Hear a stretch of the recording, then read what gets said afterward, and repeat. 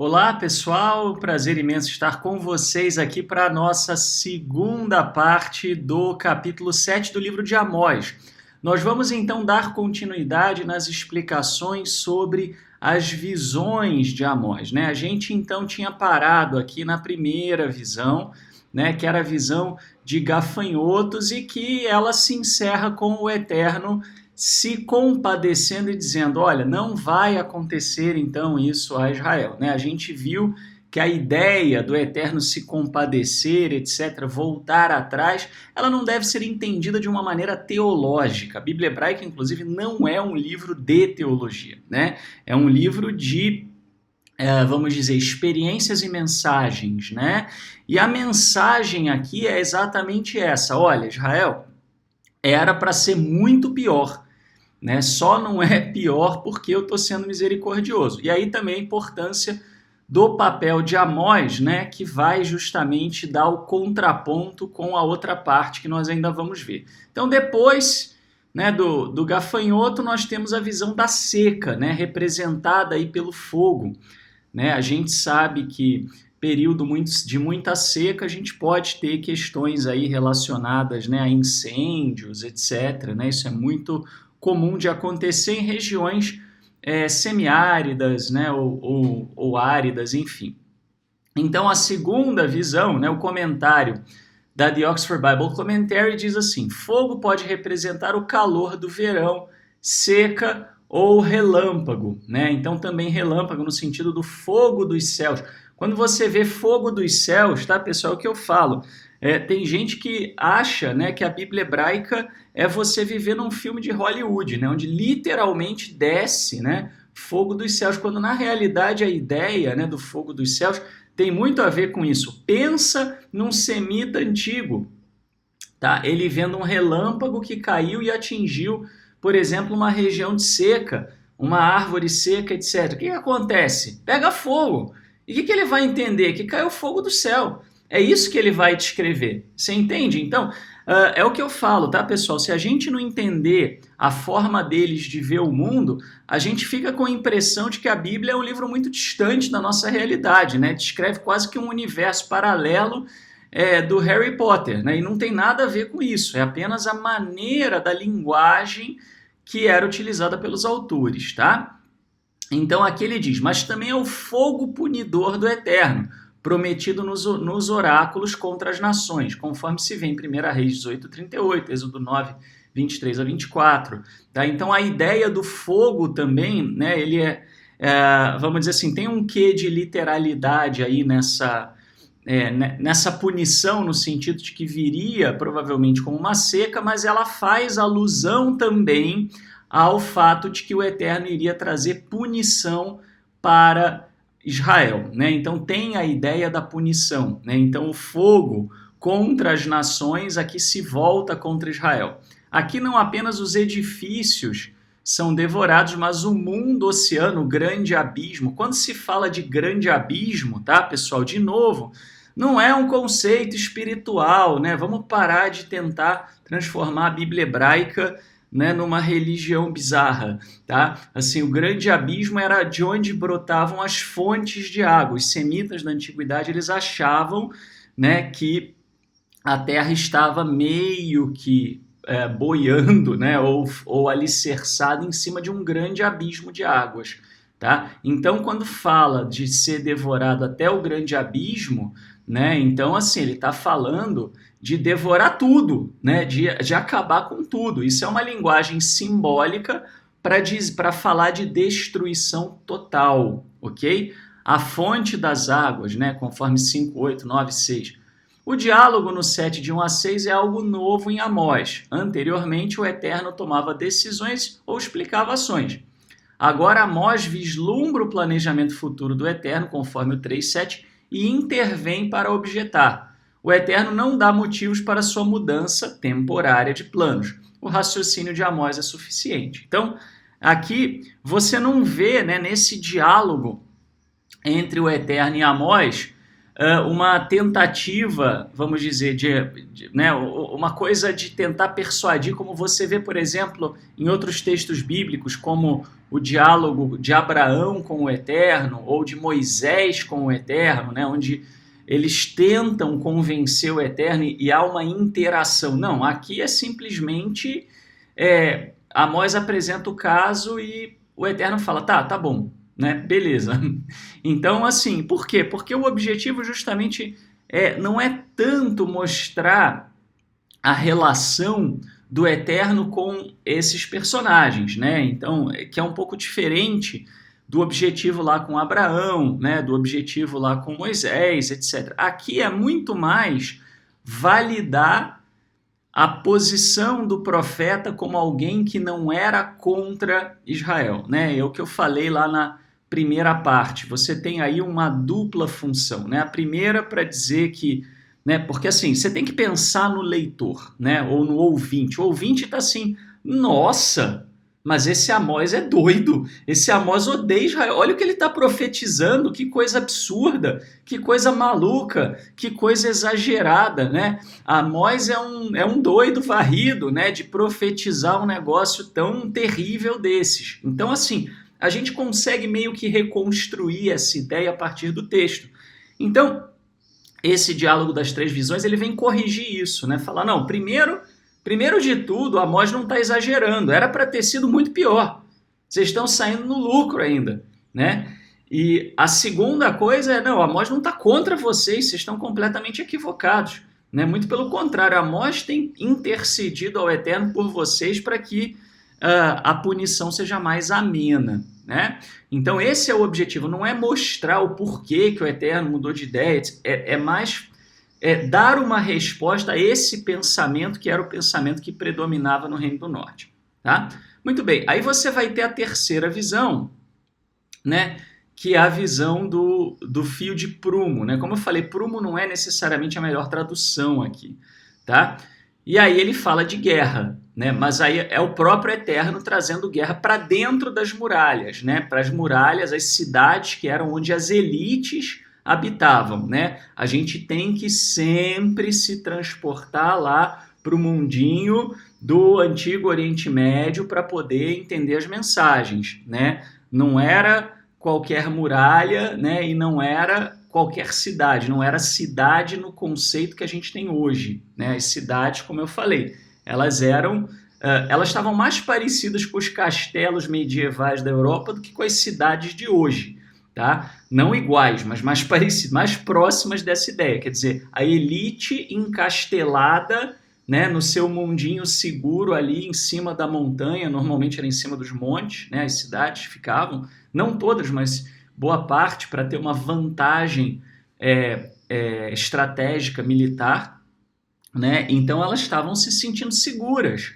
Quando o Eterno sobe na muralha, né, ou está perto da muralha, quer dizer, o que está sendo dito é o seguinte, ó, vocês não estão tão seguros quanto vocês imaginavam. E aqui Amós não interfere, né? E aí diz o seguinte, o Eterno está perto ou sobre uma muralha, conforme 1, 7, 10, 14. Mas a substância real na mão do Eterno é foco intrigante. Anak é uma palavra emprestada da Mesopotâmia, quer dizer, não é uma palavra originalmente hebraica,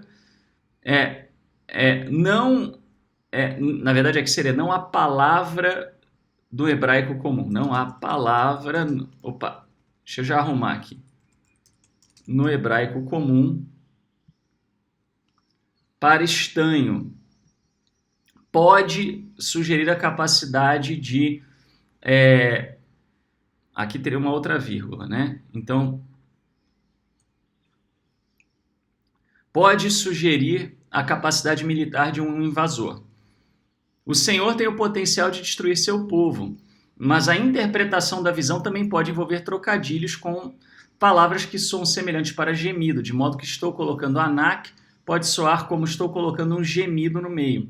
Tá? Então, assim, o que acontece? Essa palavra que é traduzida como prumo, ela não é exatamente uma palavra muito comum no hebraico, né? Então, por que Amós estaria usando uma palavra estrangeira, né? Uma palavra menos comum para se referir a isso?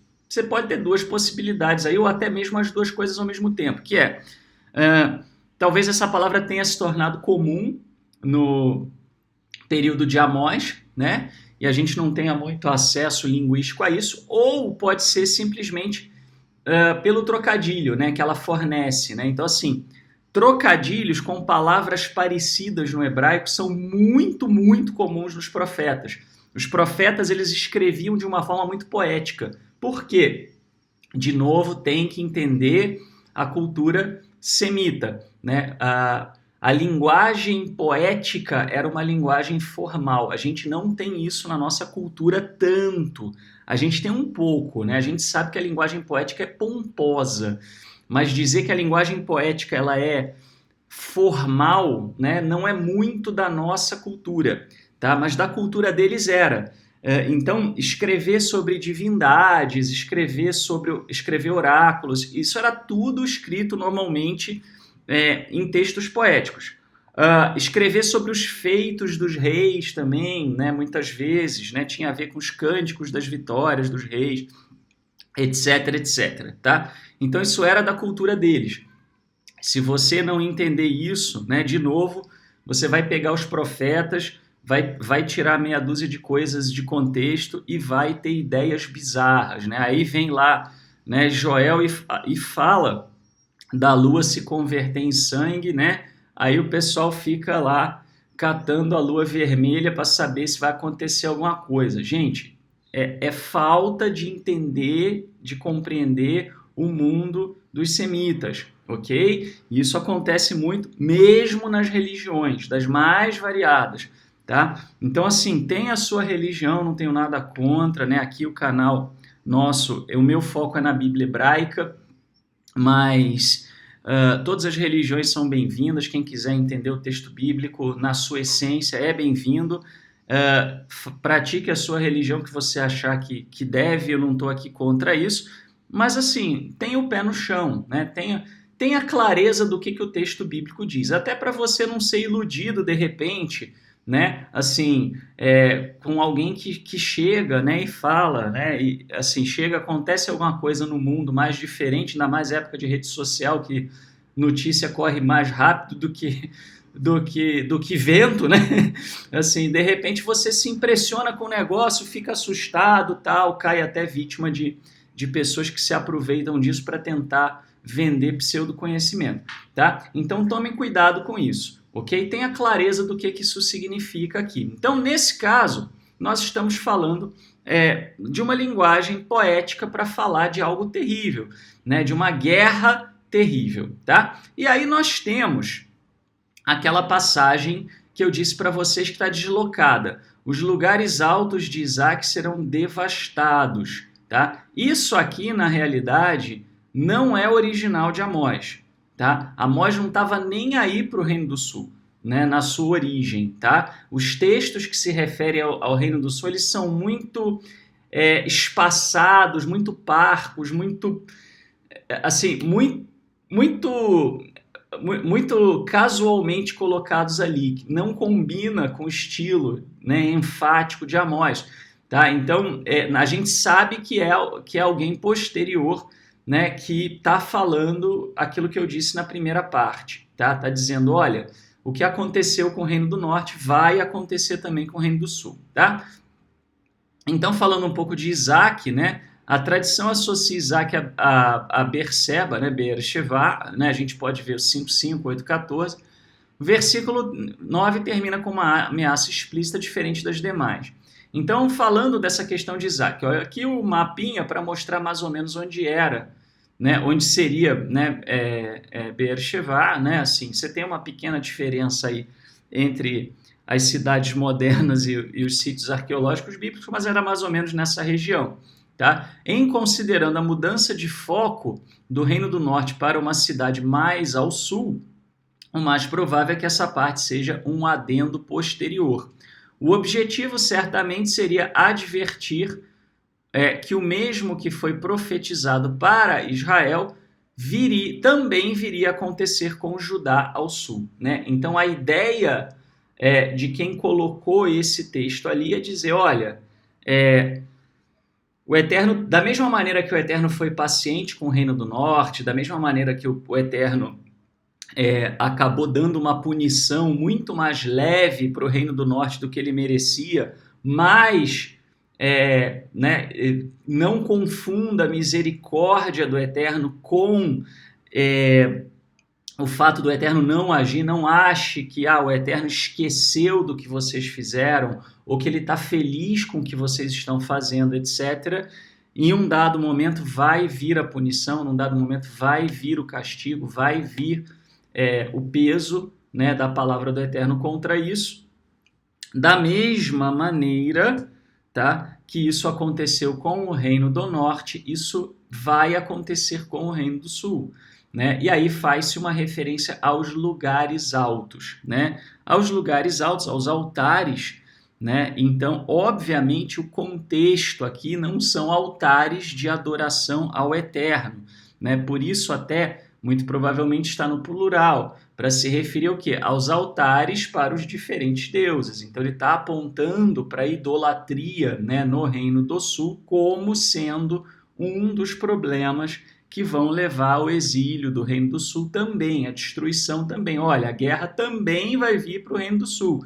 Não pense, Reino do Sul, que você está a salvo, porque você não está a salvo do que vai acontecer, ok? Então, essa é a ideia, né? Vamos dizer, de você colocar esse texto aqui no meio. Tá? Então, isso muito provavelmente, como eu disse, foi feito por algum discípulo de Amós ou algum escriba, né, vamos dizer, que pegou esse texto e falou, olha, mas isso aqui, exatamente isso que estava acontecendo no Reino do Norte é também o que está acontecendo ou que vai acontecer no Reino do Sul, ok? Muito bem, aí ele fala, os santuários de Israel serão arrasados. Repara, né, esse textinho aqui, eu vou até marcar, né, só para ficar um pouco mais claro, tá? Esse textinho aqui, vou botar ele numa outra cor,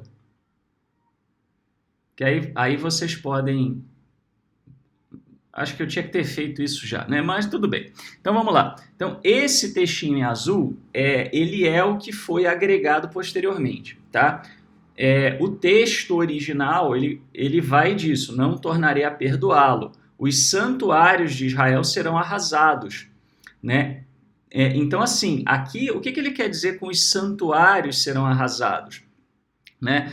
Você pode ter aí também duas ideias, tá? A primeira ideia é com relação a mais forte, mais provável, é a destruição da elite religiosa, né? Amós, ele vai culpar muito, aliás, não Amós, como todos os profetas, né? Eles vão descer a ripa normalmente em três categorias, tá? de pessoas: elites religiosas, elites políticas e elites econômicas. E às vezes esses três papéis eles meio que se entretecem, meio que se entrelaçam, lógico, né? Quem tinha poder econômico também tinha poder político, quem tinha poder político, né? Quem tinha poder religioso muitas vezes também tinha poder econômico, né? Aliás, tinha não, né? Tem, né? E quem tinha poder vamos dizer, político-administrativo, os reis, etc., também, né? Então, são os poderes da sociedade, né? E aí eu faço aqui um parênteses, né? Assim, é muito cômico, se não fosse trágico, né? Ver vamos dizer assim, as lideranças religiosas por aí, né? Por exemplo, mesmo no Brasil, né? Vamos falar da nossa realidade aqui, né? E é por isso que eu falo para vocês, pessoal, né? As pessoas ficam desesperadamente tentando achar o Brasil na Bíblia hebraica, né? Assim, tipo, acorda, a Bíblia hebraica não foi escrita com o Brasil em mente. Eles provavelmente nem sabiam que o Brasil existia, né? Então, talvez algum navegador fenício lá né, chegou em algum lugar, mas enfim, a questão não é essa, né? A questão aqui é o seguinte: a Bíblia hebraica ela foi escrita do ponto de vista da perspectiva ali de Judá, Israel e nações vizinhas, ponto, tá? Então, assim, A forma correta de você ler a Bíblia hebraica não é procurando profecia sobre o Brasil, sobre a Rússia, sobre os Estados Unidos, a Austrália. Você vai viajar na maionese toda vez que você fizer isso, né? Na realidade, a ideia é você ir por analogia, tá? O que o Eterno não se agradava do comportamento das nações, da maneira como as nações se conduziam, se ele não se agradava ontem, ele não se agrada hoje. Se ele não se agradava naquela época, ele não vai se agradar nunca, né? Então, e eu estou falando aqui não de práticas religiosas, o Eterno não está nem aí para isso nos profetas, né? O Eterno está muito preocupado com o quê? Com a intenção do povo, né? E com a conduta do povo, né? Então é isso até que as pessoas, muitas vezes, que ficam perambulando de religião em religião, procurando um caminho, elas não entendem, né? Que enquanto elas não se abrirem para uma transformação interior, não adianta nada, é só mudar de galho, ela vai se sentir felizinha porque ela vai achar que ela encontrou a verdade e, na verdade, ela continua se iludindo tanto quanto, né? Mas, assim, eu acho muito curioso, né? Porque assim, eu vejo as religiões falando porque o povo isso, porque a família aquilo, porque o brasileiro isso, porque o país aquilo, porque não sei o que, não sei o que, não sei o que, né? Como se o povo, povão mesmo, né? Assim, cotidiano, fosse o grande problema. E aí você vai olhar para os profetas e você vai ver que, embora haja algumas alusões ao povão, assim, é a minoria da minoria. Na maioria das vezes, o Eterno está criticando exatamente essa turma que aponta o dedo. Está criticando, na maioria das vezes, justamente as elites político-religiosas, né? As elites econômicas.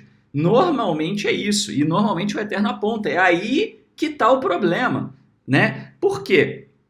Toda sociedade tem problemas, dificuldades, coisas pontuais, né? O Eterno, ele não está apontando que você tá, né, que assim, o teu vizinho está mentindo para a tia dele. Não é que o Eterno goste disso, mas é que assim, isso não é uma coisa que é motivo para você destruir uma civilização, né? Porque isso é humano, isso é uma coisa que acontece, é corriqueira, não exige uma destruição em massa de uma estrutura, né? Agora, né, a coisa das elites, né, promovendo desigualdade, opressão, engano, desvios, distorções, né, até mesmo em alguma medida escravidão, isso aparece, né, isso é sinal de que aquela sociedade está totalmente doente, né, e muitas vezes a saída era a destruição total. Né? Então tem um pouco essa conotação, né? E é muito engraçado que justamente são aqueles que mais abrem as escrituras para citar os profetas, e normalmente bem fora de contexto, né? Porque a maioria dos líderes religiosos, vamos combinar, que não entendem nada de Bíblia, os poucos que entendem ainda usam a seu favor, né? Então, assim, é muito curioso, porque eles é que são normalmente, na maioria das vezes, o objeto da crítica, né? Muito bem, e aí ele vai falar, só voltando aqui um pouco, perdoem eu ficar indo e voltando aqui, mas né, ele vai falar dos santuários de Israel arrasados, então tem a ver com essa destruição da elite religiosa de Israel, né? E tem a ver, talvez, também um pouco com aquela ideia de, olha, é inútil você ficar fazendo culto religioso, né, tentando me agradar. Então, assim, mais uma vez, né, assim, o pessoal chega e assim, né, vê uma situação calamitosa, fala, vamos todos orar, né? Toma cuidado com isso, tá, pessoal? Oração é bom, mas na maioria das vezes o que o Eterno quer é atitude, não quer oração, né? Assim, você não precisa dizer para o Eterno que tá tudo ruim, né? Muda, faz alguma coisa, né? E às vezes a oração ela pode dar, inclusive, a falsa sensação de que a pessoa está fazendo alguma coisa, né? Eu estou orando todos os dias, aí você não vai lá e muda, né? Assim, não, faça alguma coisa, tenha a atitude de mudança. Quer ver um mundo diferente? Comece mudando os seus atos, né? Faça as suas orações. Na Bíblia hebraica não é como, pelo contrário, a Bíblia hebraica é favorável, né, às orações, mas não como uma solução para todos os problemas, ou culto religioso. Vamos fazer o jejum de Oholiabe, vamos fazer o culto do não sei o quê. Não, tá vindo aí o Ano Novo Judaico. Não, tá vindo aí o não sei o quê, que é quando... Meu, muda a tua vida e para de se preocupar com culto religioso. Essa parte, né, do culto religioso isso daí, né, é, aquela farofa, né, doce em cima do sundae, né? Tudo bem, você pode jogar, fica gostoso, mas você não tem o sorvete, você não tem a calda, você não tem a banana, você vai fazer o sundae como? Só com a farofa, você vai jogar a farofa em cima do... Né? Então, assim, o foco está todo errado para uma enormidade de pessoas. Uma enormidade de pessoas. E aqui ele está falando um pouco isso. Né? Não adianta ter santuário, ficar me fazendo sacrifício, não adianta ir por essa linha, Israel. Vocês vão ser destruídos. Né? E aqui também ele fala do levantar a espada contra a casa de Jeroboão, né? Que aí é contra a liderança política, né? Contra o rei de Israel. Né? E aí o comentário da Jewish Study Bible, para a gente fechar essa segunda parte, temos ainda uma terceira parte. A casa de Jeroboão se refere a Jeroboão II, né? Ou melhor, a casa de Jeú. Né? Ele aparece também citado assim, né? A última dinastia estável do Reino do Norte. O termo também se refere, pelo menos por conotação, ao Reino do Norte como um todo. Né? Então aqui o Reino do Norte como uma estrutura política, né? Como um reino organizado, não é necessariamente apenas como as pessoas. Então assim, vai destruir, né, o rei, né, isso contrasta um pouco com o início, né, que ele fala da colheita, né, e ele fala dos gafanhotos depois que o rei tomou o imposto, quer dizer, o rei se acha seguro, né? O rei acha que nas suas injustiças ele pode explorar o povo isso não vai afetá-lo, né? Mas a casa dele será destruída na base da espada. De certa forma tem um pouco isso também, né? O Eterno, ele dizendo, ele será mais implacável com a elite do que com o povão, né? Então, o povão, muitas vezes, né, ele está sendo né, levado pelas consequências da elite. Né? Ah, Felipe, mas então por que o povão sofreu? Porque a gente está num mundo, né, onde as ações de um geram consequência na vida do outro. Isso, infelizmente, é o preço que a gente paga por viver em sociedade. Né? Tem coisas boas e tem isso também. Né? A dinastia de Jeroboão II, comentário da The Oxford Bible Commentary, conforme naufragou em cerca de 745 antes da Era Comum, um pouco antes do exílio, em linha com os oráculos contra as nações, mas ao contrário do 6,14, o próprio Eterno é o agressor. Né? Então aqui é muito interessante, né? Porque quando o profeta fala sobre o que vai acontecer com o Reino do Norte, ele torna a coisa mais pessoal, né? Assim, ao invés de dizer olha como a coisa é, eu vou mandar um gafanhoto, eu vou mandar o fogo, ou eu vou levantar uma nação. Olha aqui o que ele faz. Eu vou para a muralha, eu vou botar, né, fincar a espada no meio, ou prumo, ou seja o que for, mas significando guerra. Quer dizer, é uma ação mais direta do Eterno. É para mostrar, realmente enfatizar, olha, isso aqui não é outra coisa, isso aqui não é uma outra divindade, não tem outra forma de você interpretar isso. Eu vou fazer, Israel, eu vou passar a ripa. Né? Por quê? Porque vocês testaram a minha paciência até o limite. Vocês chegaram no limite da iniquidade, da destruição, da desigualdade, né? de todos os problemas que já vinham sendo levantados e outros serão mencionados no livro de Amós em seguida. Tá? E, mais uma vez, né? Assim, repare que não é Amós falando, né? É o Eterno falando, né? E Amós, nesse caso, bom, agora que o Eterno ele próprio vai agir, né? Então, né, Amós não intervém, ou pelo menos o diálogo não mostra isso, né? O que indica o quê? Exatamente que não havia uma intenção de se voltar atrás disso, né? Ou seja, existe misericórdia do Eterno? Existe, mas vai até certo ponto. Né? Muito bem, então com isso a gente conclui a segunda parte aqui de Amós 7, né? Brevemente vamos para a próxima parte. Até lá. Tudo de bom, que o Eterno abençoe a todos.